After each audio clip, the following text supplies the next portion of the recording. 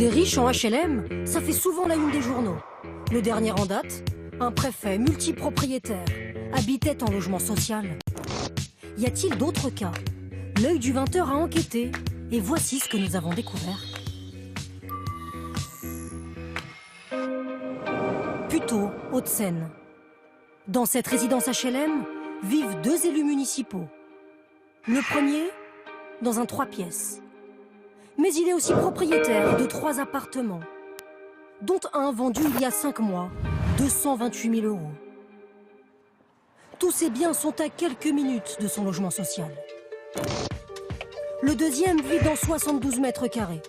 Élu municipal, il est aussi haut fonctionnaire au ministère de l'Intérieur. Selon nos informations, il gagnerait 7 500 € net par mois, un chiffre qu'il conteste. Pour avoir une idée des loyers pratiqués dans cette résidence, nous nous sommes procuré la quittance d'un logement équivalent à celui de nos 2 élus.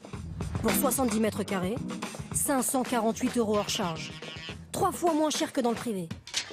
Comment expliquer que ces élus logent dans ces HLM? Ils nous ont répondu par mail, quasiment la même réponse. Ils affirment qu'au moment de l'attribution, ils y avaient droit. Je répondais parfaitement aux critères d'éligibilité à un logement social. Depuis mon arrivée dans le logement, ma situation financière a un peu évolué et un surloyer a donc été appliqué. Un surloyer, c'est un supplément à payer quand le locataire gagne trop d'argent. De combien est-il? Ni les 2 élus, ni la mairie, ni l'organisme HLM n'ont souhaité nous répondre. Nous avons consulté ce rapport, établi par l'organisme qui contrôle les bailleurs sociaux. À Puteaux, il a relevé de nombreuses anomalies. Mauvaise application du surloyer ou pas de surloyer du tout. L'office HLM doit payer une amende record, 1 million €. Des accusations contestées par l'organisme HLM. Une ville tente d'expulser les plus riches des HLM, Paris. Dans cette résidence, après plus de 20 ans en logement social, une kinésithérapeute sera expulsée. C'est une première. Elle gagne trop, en moyenne 5 000 € par mois. Elle loue 80 mètres carrés avec une grande terrasse pour 1 146 € hors charge. Combien pour un logement privé équivalent?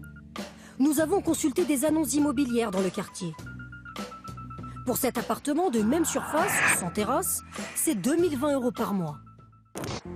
Dans son logement HLM, la kiné paye près de 900 € de moins.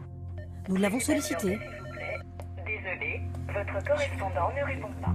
Elle n'a pas souhaité nous répondre. Parfois, c'est impossible d'expulser les occupants trop riches.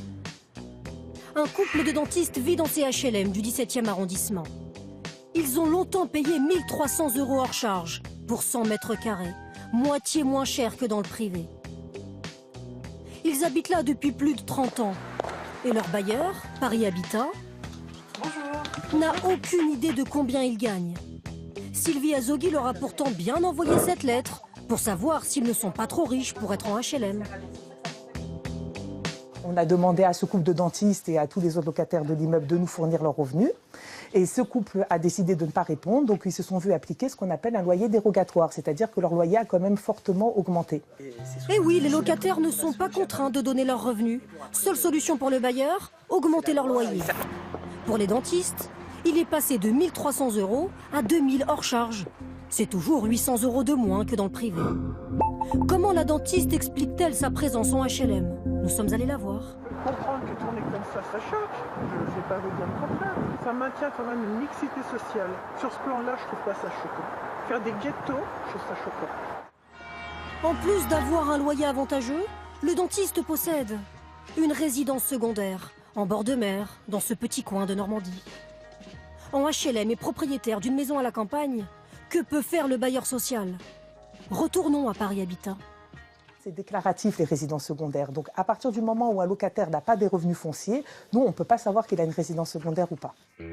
Dans 10 mois, une nouvelle loi entrera en vigueur pour mieux encadrer les revenus des locataires en logement social. Mais elle n'est pas rétroactive. Les dentistes, comme quelques autres, devraient donc rester dans leur HLM.